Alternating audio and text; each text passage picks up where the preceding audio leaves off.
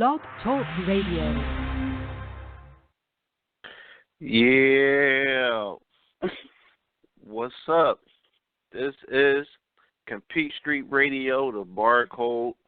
I am TD Lalay Smalls, my co-host. Lalay, what's up?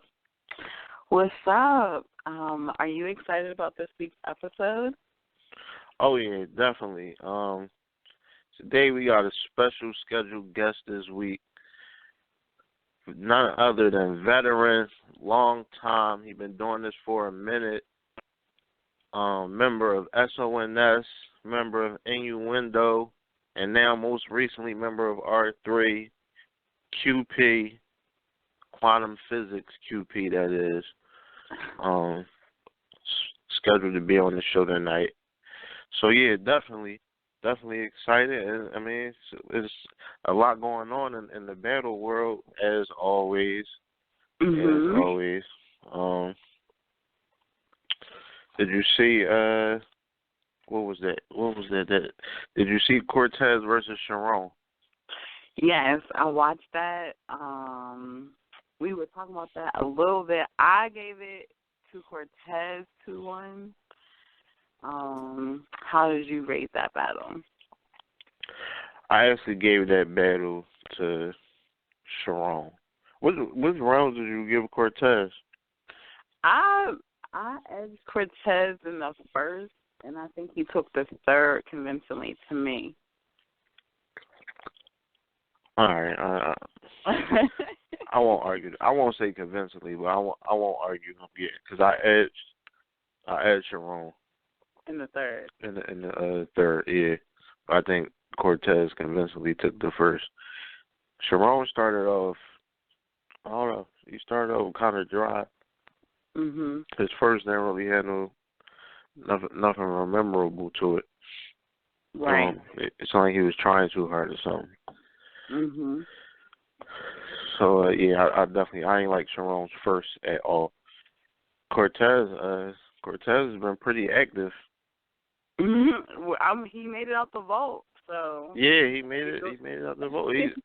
What is that? Him and Math versus Verb and Young L. That drops what, tomorrow? No, Friday. Friday. Right, Friday. Mhm. Oh, tomorrow. So Friday. 2 Sharons in 1 week, like. Yeah, definitely made it out the vote. Gotta get Cortez on here. So speaking of, I guess the double impact card, this was we didn't really get a chance to talk about it yet. The Tay Roc, the Guntitles versus NWX battle. So I mean, now that you got to watch it, how do you feel? It's a tricky situation with them booking the battle in the first place. You would like to think that this was all talked about with Smack and Beasley and them, before the battle, like in the venue before the battle. So you would like to think they talked about that. So for them to get on stage and like still just not just put all that aside for battle purposes, you know what I mean? So I don't know, and for it to happen twice, the first time I can't really blame nobody in particular. The first time it was just like they both looked like they was jawing at each other. And then Surf said what he said to Shine, and I think that's what got everything erupted. On Neighborhood, if you touch him, I'm going to knock you out. I know, I thought that was a little, I didn't even know he said that until, but you can clearly see it, like here, I mean, on the, So we got a caller on the line. Caller, this is the barcode. Who's this? This QP, man. R3. It's good. QP, what's going on, man? I'm honored to have you on the show. Thanks for calling up. We was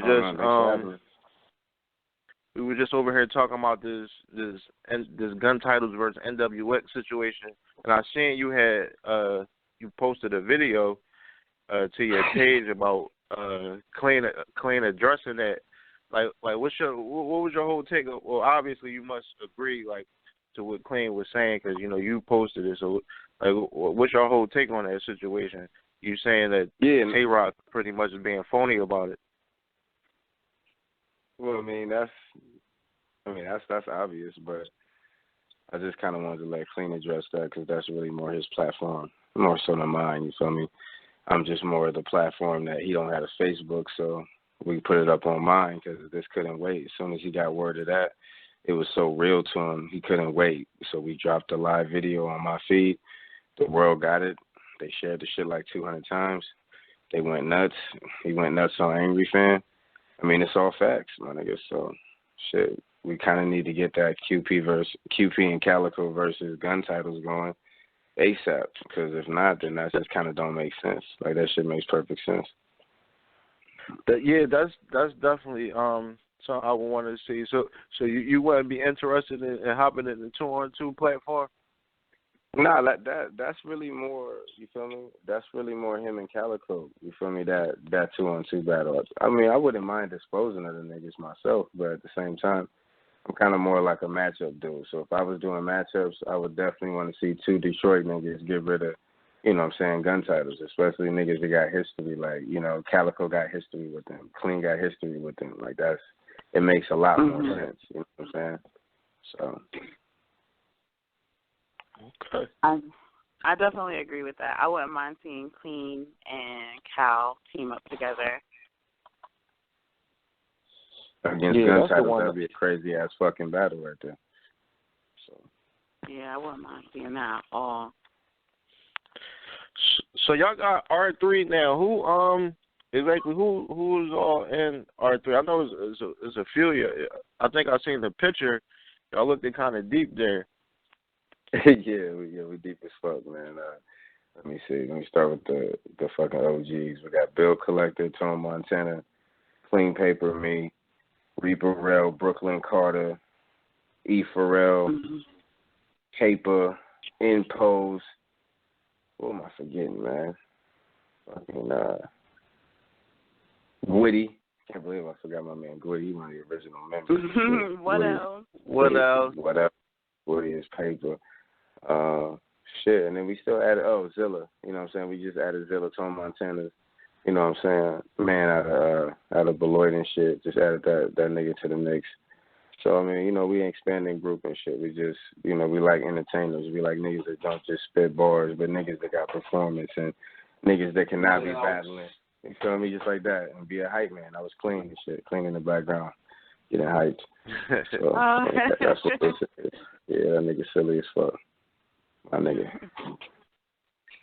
Yeah, I definitely got to meet. Y'all probably don't remember, but I met y'all at the Black Ice 2 in Brooklyn event. Yeah, Lalay, she was there too. I don't know if she got to meet y'all or not, but I remember. Oh yeah, I remember. Hey, we remember them. No, we playing. We remember who? From the Black Ice Format 2 event. Who? Hey, talk to me. Yeah, he listening. Go ahead, Qleen listening. Introduce yourselves, man. They said we know them already. Hello. Qleen, this Compete Street, our show called The Barcode. What's going on, Qleen? What up, my nigga? Nah, man, honored to have y'all on. Barcode? Yeah, we met y'all at the Black Ice event. It wasn't that major, quick what's ups and handshakes and whatnot. But yeah, we was up there, and y'all definitely did y'all thing up there. Oh, okay. What's good, my nigga? What we talking about? So what's next for y'all, man? What's next for y'all? Like, y'all got anything booked? Shit, we booked the whole summer. A lot of motherfuckers. I got shit, Jeff, Intro. I got one coming up I can't even talk about. Oh, that's classified. Yeah. Thanks. So what's up with you and Kyle? Me and who? Calicoe. You and Kyle versus Guntitles. It's in the air.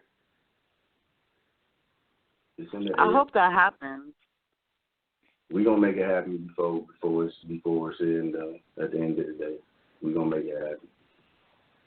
Is it a certain league that, or whoever throwing the paper out at y'all?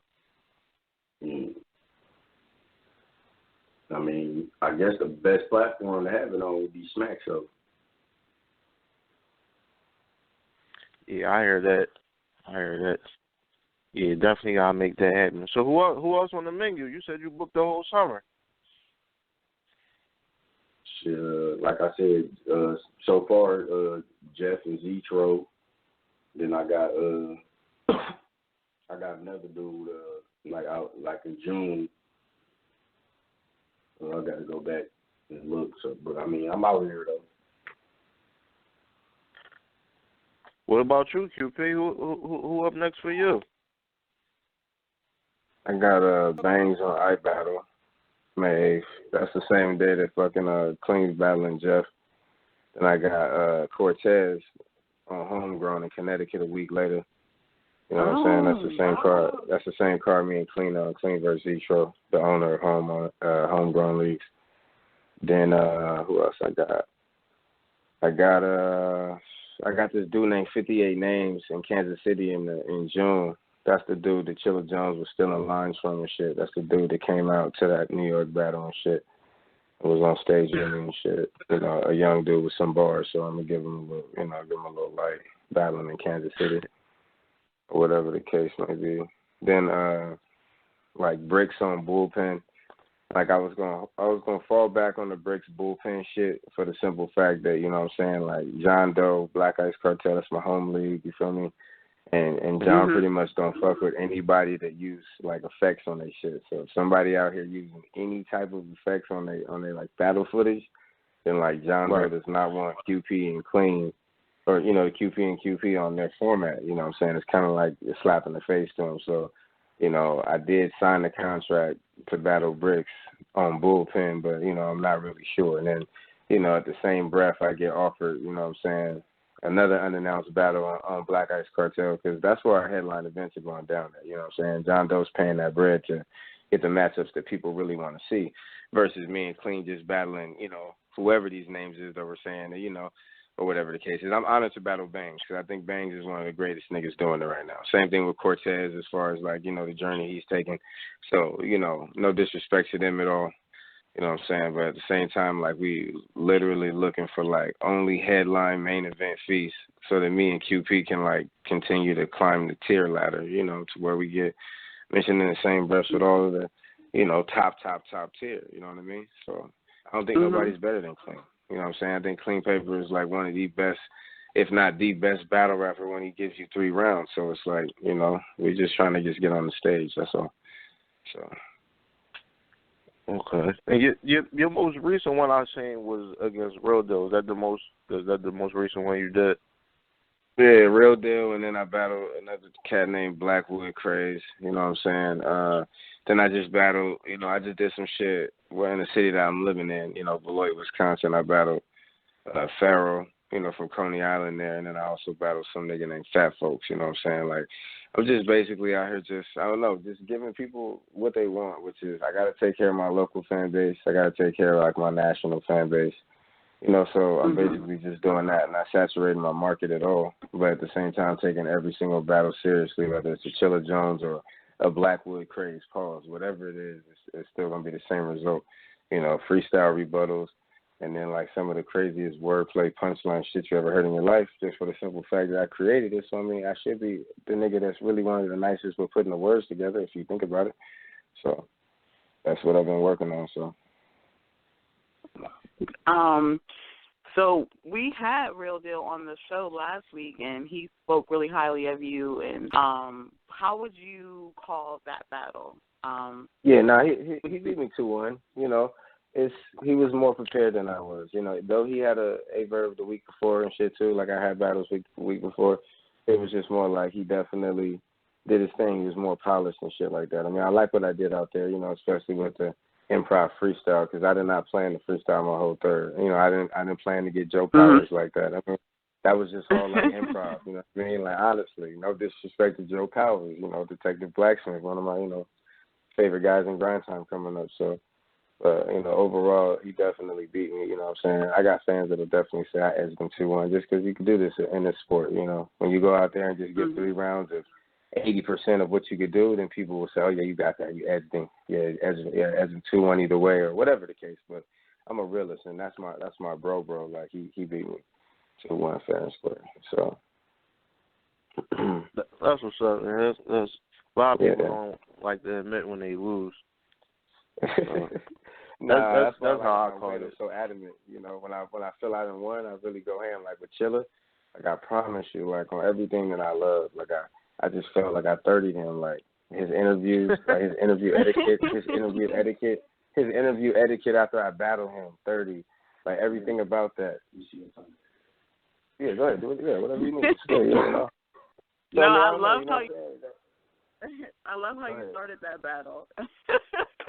That's what I'm saying. I gave the people what they wanted. These people, I'm on the stage like trying to go over my lines. Chilla just gave one of his greatest rounds. First for the start out with the Steve Harvey shit and all that. I'm getting my lines together, and the crowd keep telling me, "Get his pants, get his pants." I remember like, yo, that. talk I that. remember. Yeah, so it's like I had no choice. Who would I have been not to give the people what they want and talk about that boy's pants? So that's what what I'm saying. That was the catalyst to that actual bar. It was kind of funny. So. Anybody that remember people actually screaming that to him, like, "Yo, get his pants." I remember that. Yeah, I had to look. And all fairness to Chilla, like we were there 2-3 hours before we battled, and I told his entourage to tell him to go back to the car and change his sweat jeggings or whatever they were. They were very stylish. This is the thing. They were a nice pair of joggers. I know they were at least like 120.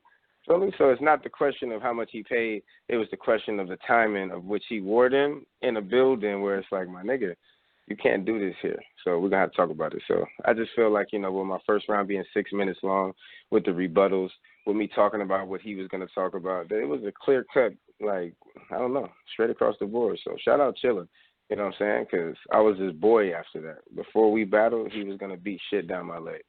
After we battled, he's like, "Come here, boy, get in this interview." Like, yeah, I know, my nigga, I'm your boy now because I sons you, my nigga. Feel me?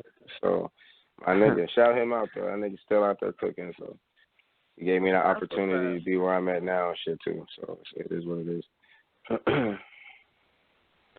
So, you still assisting with the pen to people? I've heard you penned some top-tier verses over the last couple of years or so. Over the whole time I've been existing, since battle rap has been punchline heavy, like since we got out of the smack era where we were going to let motherfuckers rap for 3 minutes and then react at the end. When we got out of that era and we got into people just name flipping or scheming and all that, the shit that me, Khan, and Heartless and Jay Fox and all of us brought to the table where people were like, okay, it's okay to do this.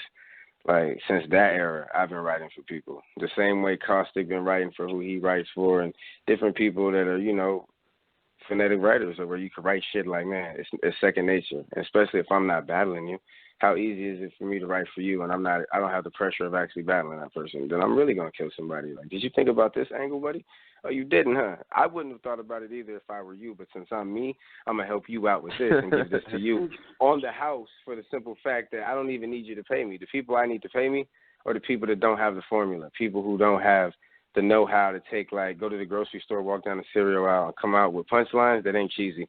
Like, if you can't do that, then you got to pay me for my services. But if you could do that already and I fuck with you, then I'll just help you out just on the strength, just because I want all my niggas to eat.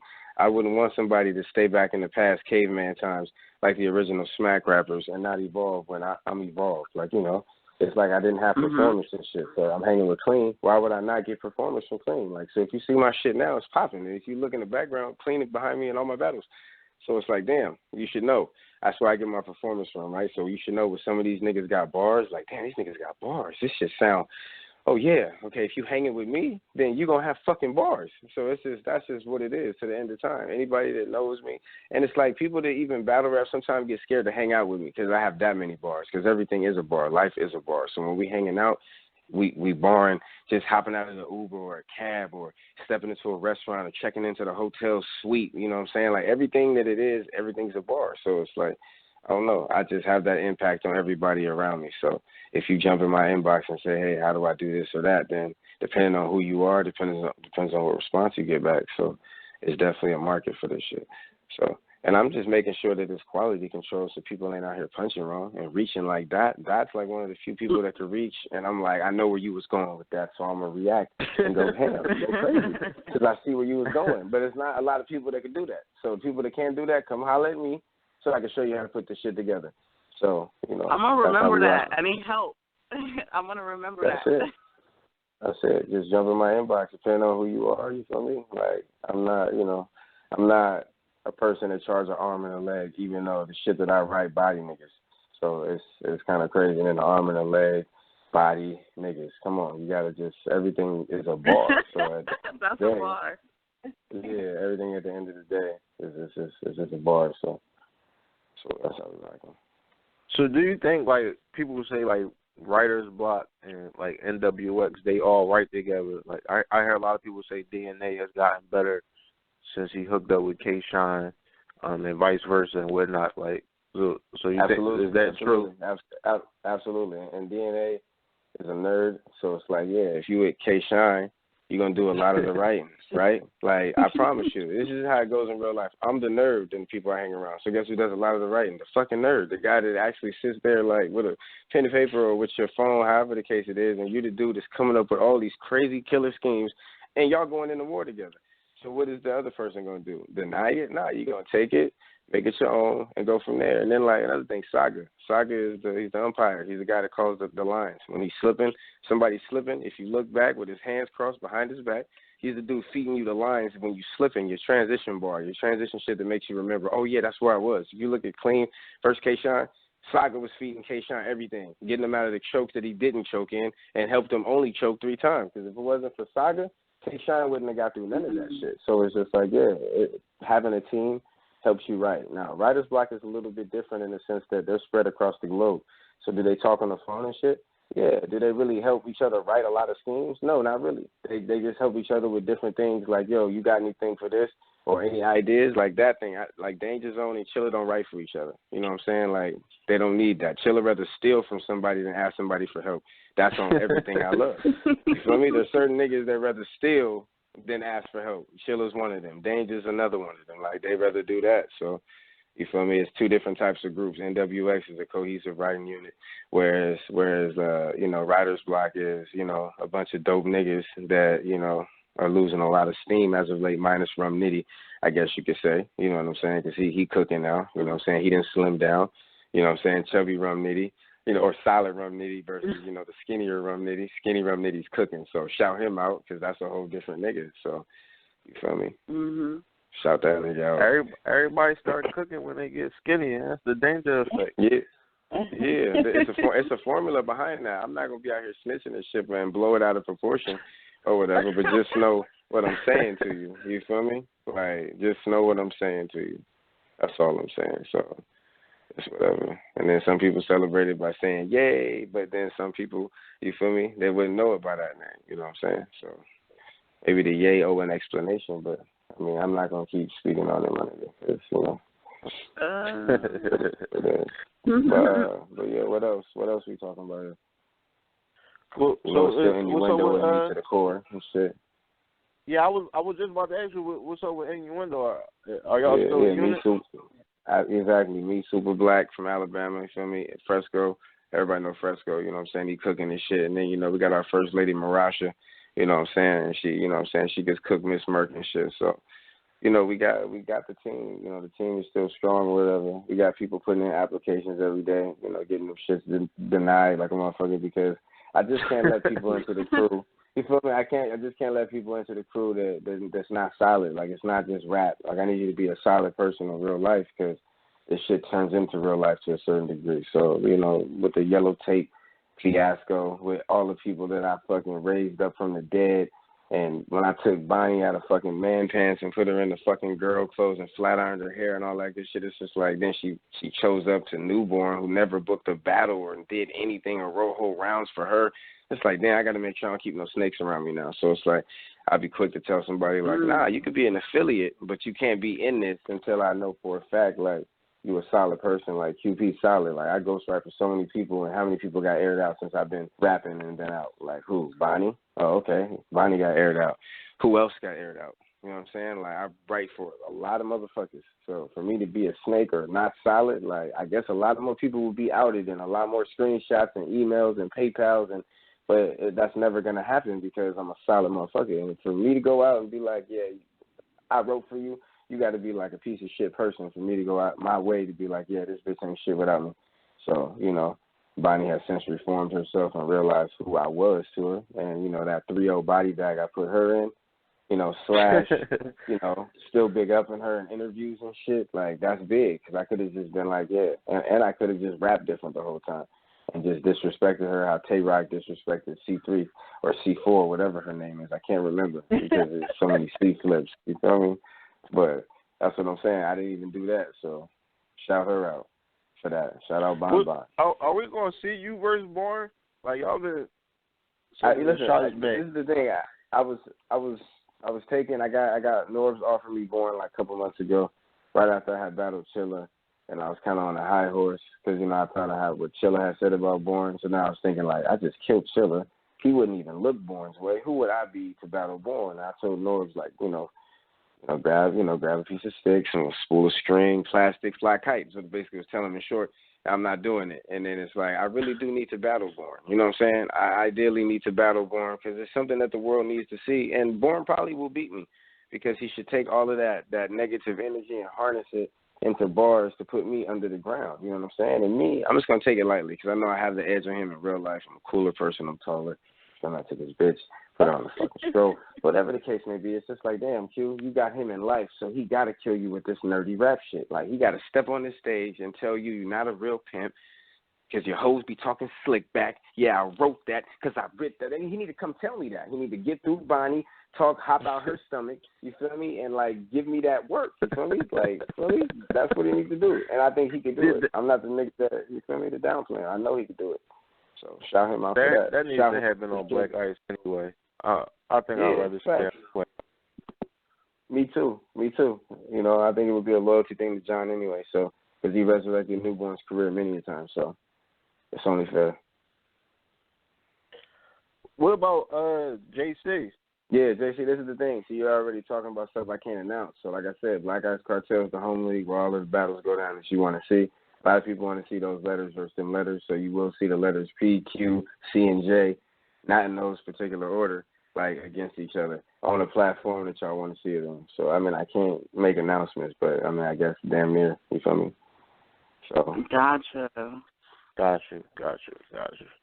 Definitely looking for that, man. Hey, Q, man, we about to wrap this up, man. I thank you for giving us your time. Qleen, you too, man. Thank y'all. Thank you guys so much. Oh, yeah, you're very welcome. Qleen left to the strip club already. You know what I'm saying? I'm going to keep it in on some family man shit. But thank y'all for having me. You know what I'm saying? Let me know if y'all need any of the other celebrities from R3. I got y'all whenever y'all need it. Get with me. Or innuendo. Or S1S. Let me know. I'm connected. Definitely. We will be hitting you up. Appreciate that, man. All right, do your family man thing. Bye. Right, bye. That's what's up. Aww. Oh man, I'm waiting for that battle that he can't announce. I know. Oh, that's gonna be crazy.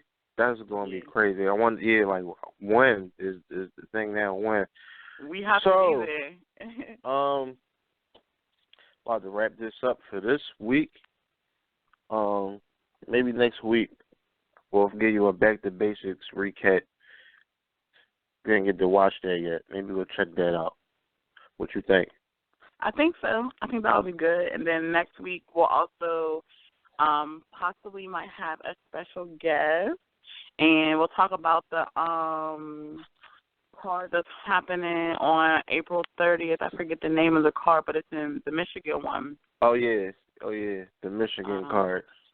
Yeah, so okay. Yeah. We'll talk about that next week. All right, so it's the barcode. We signing off. TD Barry and Lalay Smalls. Y'all be cool. how y'all be cool.